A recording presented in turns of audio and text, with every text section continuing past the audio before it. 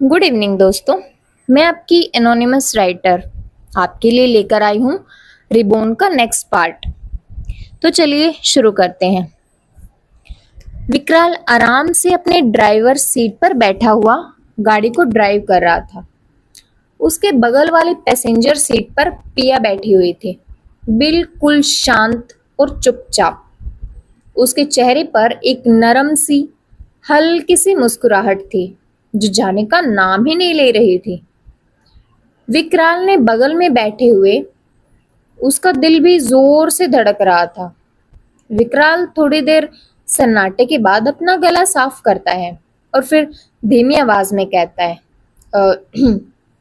आई sorry. अचानक विकराल के मुंह से ये शब्द सुनकर पिया थोड़ी हैरानी और कंफ्यूजन के साथ उसकी तरफ देखकर बोली, सॉरी फॉर व्हाट? विकराल कुछ सेकंड तक चुपचाप रहा क्योंकि वो जो बोलने वाला था उसे बोलने में उसे थोड़ी सी मुश्किल हो रही थी। तुम्हारे बॉयफ्रेंड पर हाथ उठाने के लिए तुम्हें बुरा लगा होगा ना? ये सुनकर पिया अपनी आंखों को रोल करती है और फिर एक गहरी सांस लेकर कहती है, नेवर माइंड, मुझे बिल्कुल बुरा नहीं लगा। इनफैक्ट मुझे अच्छा लगा।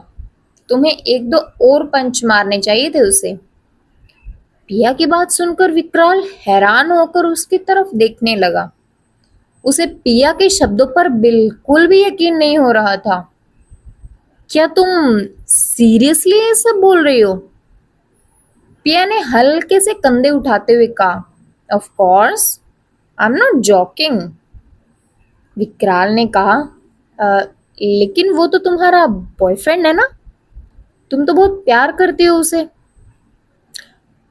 हल्की सी उसे खरोच भी आ जाए तो तुम बर्दाश्त नहीं कर सकती।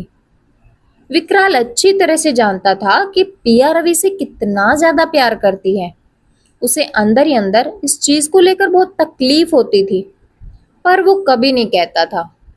वो पिया को देखने से पहले अक्सर बहाने ढूंढता रहता था, लेकिन फिर धीरे धीरे उसने पिया के सामने आना ही कम कर दिया। पिया किसी लड़के के प्यार में बुरी तरह से पागल थी।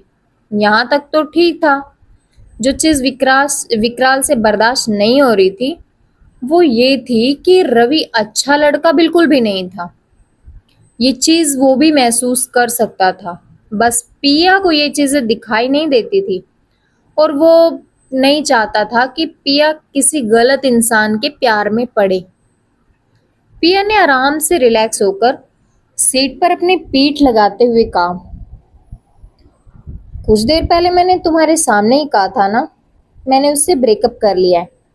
We have nothing to do with each other. ये सुनकर अचानक विकराल की आंखें चमक जाती है, पर हैरानी अब भी नजर आ रही थी।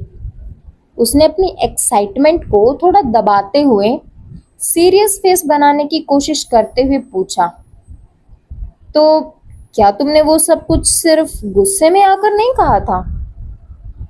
विकराल को वाकई में लग रहा था कि पिया ने सिर्फ गुस्से में आकर ही ब्रेकअप वाली बात बोली है, वरना उसका ब्रेकअप करने का कोई इरादा नहीं है। पिया ने हल्का सा हंसते हुए कहा, बिल्कुल भी नहीं। मैंने कुछ भी गुस्से में नहीं बोला। मैंने बहुत सोच समझकर और होश में रहकर ये सब कुछ कहा है। मैं वाकई में रवि से ब्रेकअप कर चुकी हूँ और अब मुझे उससे कोई मतलब नहीं है, भाड़ में जाए। पता नहीं क्यों ये सुनकर विकराल की ग्रिप स्टीयरिंग व्हील पर थोड़ी टाइट हो गई। वो थोड़ा सीधा होकर अपनी सीट पर बैठ गया। उसने अपने दांतों के नीचे होठों को दबा लिया। उसका दिल एक्साइटमेंट में उछल रहा था और वो बड़ी मुश्किल से अपने एक्साइटमेंट को कंट्रोल कर रहा था। थोड़ी देर बाद विकराल ने पिया से पूछा, हम कहाँ चल रहे हैं? पिया ने जवाब दिया, एक अच्छे से रेस्टोरेंट चलते हैं लंच करने के लिए। विकराल कुछ ज्यादा ना बोलते हुए बस हल्का सा अपना सर हिलाता है। दोनों जल्दी ही शहर के एक अच्छे से रेस्टोरेंट में पहुंच जाते हैं। विकराल और पिया रेस्टोरेंट के अंदर जाते हैं। विकराल टेबल के पास पहुंचकर खुद पिया के लिए फटाक से कुर्सी कुर्सी को पीछे कर देता है। उसके जेंटलमैन जेस्चर को देखकर पिया हल्का सा मुस्कुराकर बोली, थैंक यू। उसके बाद वो भी कुर्सी पर बैठ गई, पर विकराल हाथ बांधकर अपनी जगह पर खड़ा रहा। पिया अपनी आईब्रोज को ऊपर उठाकर बोली, तुम नहीं बैठ रही? विकराल थोड़ा ऑकवर्ड होकर बोला, नहीं, मैं कैसे बैठ सकता हूँ? पिया ने कंफ्यूजन में उसे देखते हुए कहा, क्यों नहीं बैठ सकते? विकराल ने कहा, मैं तुम्हारे साथ बैठकर लंच कैसे कर सकता हूँ? और वैसे भी मुझे भूख नहीं है, मैं ठीक हूँ। तुम ऑर्डर करो अपने लिए कुछ।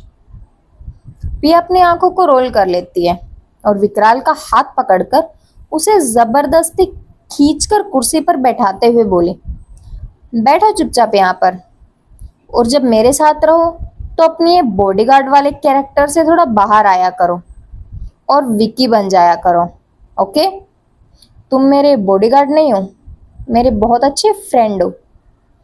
ये बोलकर पिया मुस्कुरा कर उसके हाथ पर अपना हाथ रख देती है। विकराल जब पिया के हाथ को अपने हाथ के ऊपर महसूस करता है, उसके हाथ की हल्की सी नरमाहट को, सॉफ्टनेस को महसूस करता है, तो वो अपना सिलाइवा गटक लेता है। उसके कान बिल्कुल गर्म हो जाते हैं और वो अपनी नजरों को चुराने लगता है। पिया उसके हल्के से गुलाबी गालों को नोट कर लेती है। पिया अपने मन में बोली, पता नहीं क्यों मैं कभी विकराल की फीलिंग्स पर गौर ही नहीं कर पाई। पता नहीं मैं कैसे नोट नहीं कर पाई और एक गलत इंसान के पीछे पागलों की तरह पड़ी रही, जिसने मुझे एक टेरिबल डेथ दी। अगर मरते वक्त विकराल ने मेरे सामने अपनी फीलिंग्स को जाहिर नहीं किया होता, तो इस लाइफ में भी मुझे भी कभी उसकी फीलिंग्स के बारे में पता ही नहीं चलता। लेकिन खैर, जो हो गया सो हो गया। इस बार चीजें पहले की तरह नहीं होंगी। इस बार मैं रवि को मुझे बर्बाद करने का कोई मौका नहीं दूंगी, बल्कि मैं खुद उसके साथ ऐसा करूंगी कि वो अपने आने वाली हर रात में मेरे ख्याल से भी घबरा जाए। ये सोचते हुए पिया के होठों पर एक शैतानी सी मुस्कुराहट आ जाती है। उसने उसने मन बना लिया था कि वो रवि को इतनी आसानी से बख्शने वाली तो बिल्कुल भी नहीं है। पिछली लाइफ में जो कुछ भी उसने किया उसके साथ, उसकी सजा इस लाइफ में वह उसे जरूर देगी और बहुत तसल्ली के साथ देगी। थोड़ी देर में खाना आ जाता है और विकराल खुद पिया की प्लेट में खाना सर्व करता है। पिया मुस्कुरा देती है और फिर दोनों बैठकर लंच करते हैं और बातें भी करते हैं। शाम के वक्त ऑफिस खत्म होने के बाद सारे एम्प्लॉयज अपने अपने घर के लिए निकल चुके थे। नेफिला रुद्वान के दिए हुए फालतू के काम में घुसकर बैठी हुई थी। उसने फाइलों का एक ढेर तो कंप्लीट कर दिया था, अब दूसरे में लगी हुई थी। तभी उसके टेबल के पास नरेन चलते हुए आया और बोला, हाय ब्यूटीफुल, इतना काम नहीं करते वरना भरी जवानी में चेहरे पर रिंकल्स पड़ जाएंगे। नेफिला मुंह बनाकर नरेन की तरफ देखते हुए बोली, ये बात जाकर उस पत्थर दिल वाले अपने भाई को बोलो ना, जिसने इतना सारा काम मेरे सर पर डाल के रखा है, जैसे मैं कोई इंसान नहीं, कोई मशीन हूं। रुद्वान के ख्याल से वह इरिटेट हो जाती है। नरेन हल्का सा हंसते हुए बोला, मेरे भाई ने जरूर बहुत बुरे कर्म किए होंगे, जो इतनी खूबसूरत लड़की दिन रात उसे सिर्फ गालियां देती रहती है। नेफिला ने फाइल में नजर गाड़ते हुए कहा, अब गाली खाने वाले काम करेगा तो गालियां ही मिलेंगी, फूल तो मिलेंगे नहीं। Bloody fool. नरेन टेबल पर बैठते हुए बोला, तुम कहो तो मैं तुम्हारी इसमें मदद कर दूं, काम जल्दी खत्म हो जाएगा, तो मैं तुम्हें घर ड्रॉप कर दूंगा। नेफिला ने गहरी सांस लेकर कहा, thank you so much Naren, लेकिन कोई बात नहीं, तुम टेंशन मत लो, ऐसे भी अब कुछ ही फाइलें बची हैं, मैं आधे घंटे में इन्हें कंप्लीट कर ही दूंगी। You don't worry, you can go. हम कल मिलते हैं, ओके, बाय। नरेन ने तुरंत रिफ्यूज करते हुए कहा, बिल्कुल नहीं, मैं आधे घंटे तक तुम्हारा वेट करूंगा। उसके बाद साथ में यहाँ से निकलते हैं। मैं तुम्हें घर ड्रॉप कर दूंगा और फिर तुम्हारे हाथों की एक अमेजिंग कॉफी भी पी लूंगा। नरेन की बात सुनकर नेफिला हल्का सा मुस्कुराकर बोली, श्योर। उसके बाद नरेन वहां पर बैठकर नेफिला के काम खत्म करने का वेट करता है। थोड़ी देर में उसका फोन बज जाता है। नरेन फोन उठाकर बात करता है। उसे बहुत इंपॉर्टेंट काम के लिए अब भी इसी वक्त निकलना था। वो नेफिला से बोला, I am really sorry nephew, मुझे एक बहुत ज़रूरी काम आ गया, निकलना होगा, तो मैं ड्रॉप नहीं कर पाऊंगा। नेफिला ज़्यादा कुछ रिएक्ट ना करते हुए बोलती है, इट्स ओके, तुम जाओ, मैं भी बस जल्दी काम खत्म करके निकल जाऊंगी। नरेन मुस्कुराकर बोला, ख्याल रखना और ठीक से घर चले जाना, ओके, गुड नाइट। नेफिला ने भी जवाब दिया, गुड नाइट। उसके बाद नरेन वहां से चला गया और नेफिला फिर से अपने काम में लग गई। थोड़ी देर तक वो चुपचाप बैठी अपना काम कर रही थी। काम खत्म करने के बाद वो सारी फाइलों को अरेंज करके रख देती है। तभी उसके हाथ उसके पर्स पर लग जाता है और तुरंत ही उसका पर्स नीचे गिर जाता है। नेफिला के पर्स में एक लॉकेट था, एक हार्ट शेप का लॉकेट। वो गिरकर खुल जाता है और उस लॉकेट में दो तस्वीरें साफ दिखाई देती हैं, एक तो खुद की और दूसरी रुद्वान की।